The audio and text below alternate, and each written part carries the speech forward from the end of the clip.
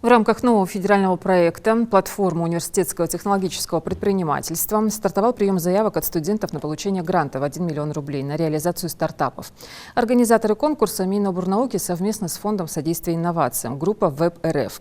В этом году на гранты смогут рассчитывать около 1000 студентов. Рина Цичуева об этом подробно.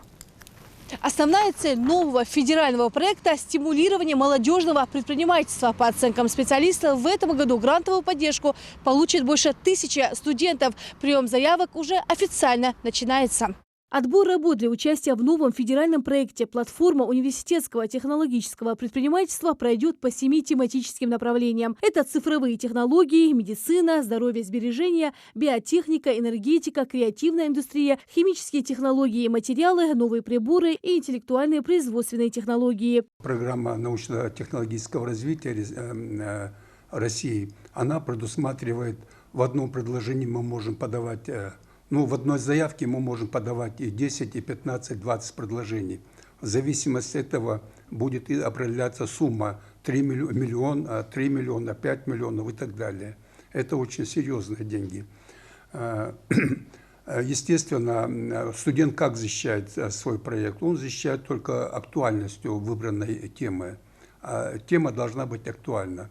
У нас очень проблем много и в химии, и в физике. В конкурсе могут принять участие студенты, обучающиеся по программам бакалавриата, специалитета, магистратуры и аспирантуры, готовые разработать новый товар, изделие, технологию или услугу на основе собственных научно-технических и научно-технологических исследований. В рамках нового федерального проекта «Платформа университетского технологического предпринимательства» уже в этом году студенты по всей стране смогут реализовать себя в бизнесе. В нашей республике объектом запуска студенческих идей станет Ингушский государственный университет. Проект можно реализовать как одному, так и в команде. Студенты как таковые сами по себе не защищают это. Сейчас, вы знаете, развиты цифровые технологии.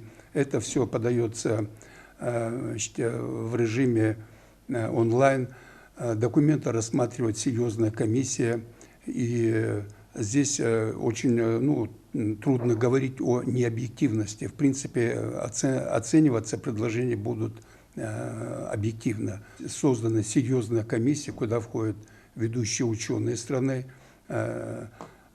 Такие комиссии созданы в различных отраслях народного хозяйства, где объявлены конкурсы на субсидии, на гранты и так далее.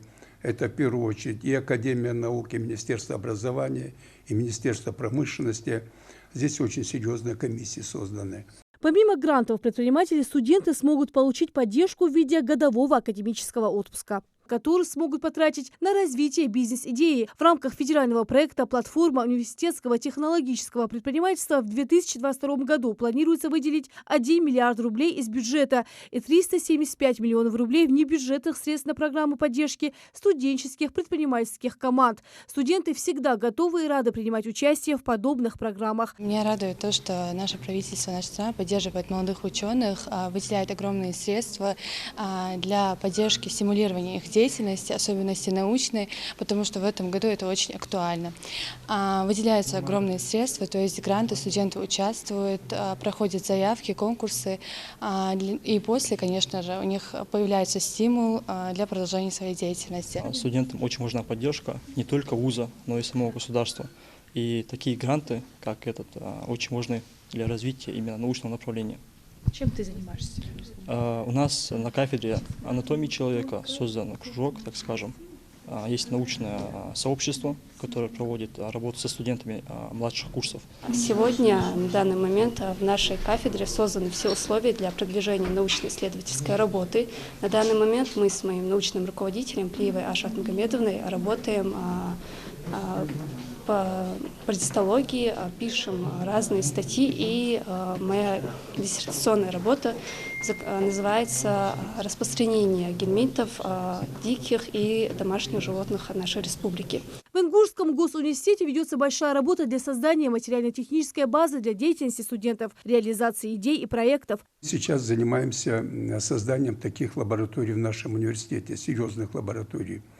Значит, на первом этапе